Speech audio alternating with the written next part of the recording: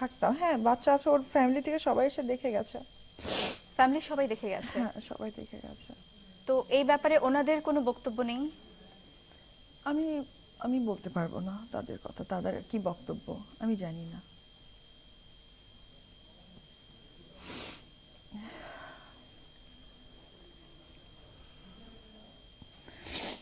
আচ্ছা, আপনার সন্তান কি আপনার সাথে এসেছে আজকে? হ্যাঁ, আমার সাথে আসছে। আমরা কি তাকে দর্শকের সামনে উপস্থাপন করতে পারি? হ্যাঁ, অবশ্যই করতে পারেন। দর্শক, আমরা অপু বিশ্বাসের সন্তান, অপু অপু বিশ্বাস বিশ্বাস শাকিব শাকিব খানের খানের সন্তান, আমরা তাকে দেখব বিরতি।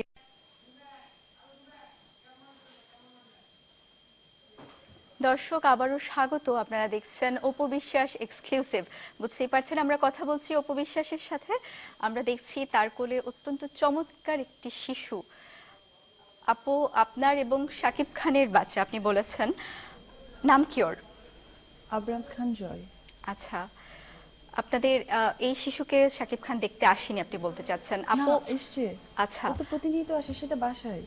আচ্ছা, ও আসে, দেখে যায়। ওই দেখে যায় এসে? হ্যাঁ, সে আচ্ছা দেখে যায়, আদর করে যায়, তাকে নিয়ে ঘুরে ফিরে কথা বলে, আচ্ছা, আদর করে, সব করে। তাহলে আপনার সাথে কেন নয়?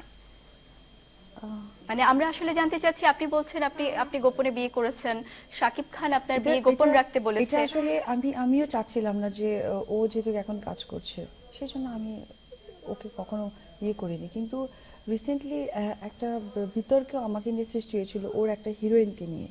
আচ্ছা, তো সেই বিতর্কে আমি তাকে বলেছিলাম যে একটা জুনিয়র আর্টিস্ট আমাকে নিয়ে কথা বলবে, সেই ব্যাপারটা উচিত ছিল তার একটু খেয়াল রাখার। সে সেটা খেয়াল রাখেনি। তার মানে সে আমাকে সম্মান করেনি। আমি ছোট হচ্ছি না কোথায় বড় হচ্ছি, এটা তার ডিসিশন নেওয়ার কোনো ইয়ে নেই। কোন নায়িকার সাথে এটা? আমি নাম মেনশন করতে চাচ্ছি না। আচ্ছা, আপনি টপিকে। আপু নাম মেনশন না করলেও আমরা কিন্তু অনেক গুজব শুনেছি, অনেক গুঞ্জন শুনেছি। আহ, আমরা শুনেছি নায়িকা বুবলির সাথে আপনার বাকবিতণ্ডা হয়েছিল। হ্যাঁ। আপনি এ বিষয়ে বলতে চান কিছু? না, আমি ওই বিষয়ে কথা বাড়াতে চাই না। আচ্ছা, ঠিক আছে। আপু, আপনি বিয়ে গোপন করেছেন। আমরা জানি চলচ্চিত্র তারকারা অনেক ক্ষেত্রে বিয়ের বিষয়টি গোপন রেখে যায়, তারা মনে করে এটা তাদের ক্যারিয়ারে প্রভাব ফেলবে।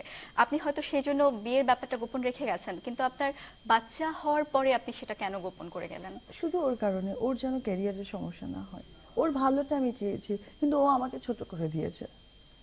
উনি না করেছেন আপনাকে? ও না করার থেকে বড় কথা, আমি চাইনি যে ওর প্রবলেম হোক।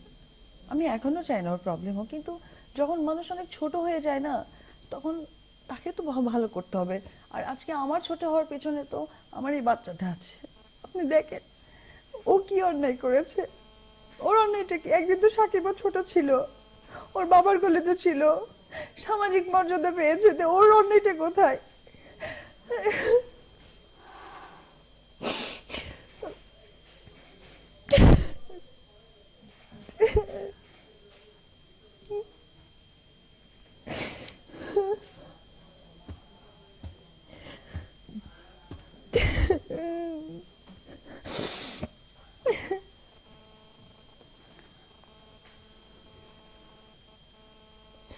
আমি আমি দর্শকদের কাছে গেলে একটা কথাই বলতে চাই, এই 10 মাস আমি ছিলাম না, আমাকে আপনারা অপরাধী মনে করবেন না। আমি অবশ্যই কাজ করব, আমি সুখে কাজ করব।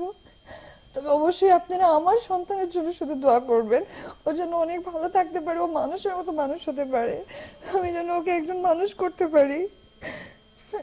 আমি অনেক কষ্ট সহ্য করেছি, অনেক অনেক অপমানিত, লাঞ্ছিত, টর্চার অনেক হয়েছে, আমি কোনোদিন মুখ ফুটে বলিনি, কোনোদিন না।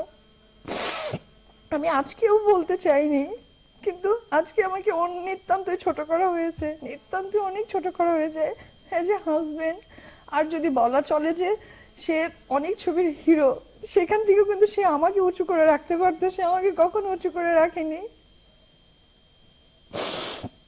আজকে আমাকে ছোট করা মানে ওকে ছোট করা, কারণ ইন ফিউচার যখন ও সবাইকে বলবে আমাদের কথা, তখন সবাই বলবে যে ওই সময়টা তো সাকিব তোমাকে দাম দেয়নি।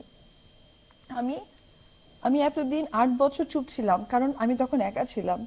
আজকে আমি এই জন্যই চুপ নাই, কারণ আমার সাথে ও আছে। আজকে আমার থেকে ওর ভালোটা দেখার দায়িত্ব আমার। আমি মনে করি সাকিব যদি প্রোগ্রামটা দেখে থাকে, ওর দায়িত্ব হবে দূর থেকে ওকে দোয়া করে যাবে। আফসোস সে বাবা, আর ও তো জন্ম নিয়েছে কারু কোল থেকে, ও তো কাউকে বাবা ডাকে। তো ও জানে তো যে আমাকে আমার বাবা আমার পরিবার কি রেসপন্সিবিলিটি দিয়ে বড় করেছে, নাহলে আজকে আমি শাকিব খান তো হতে পারতাম। সেম থিং, ও তো অনেক শিশু, ওর সামনে কিন্তু ভালো মন্দ কোনো বুঝ নাই, সো ওকে ঠকালে ঠকানোটা উচিত হবে না। আমি মা হয়ে ওকে ঠকাতে পারিনি, আমি আশা করবো বাবা হয়ে যেন ওকে না ঠকাই। এটা আমার ওর কাছে এই নিউজ থেকে আমার অনুরোধ থাকে।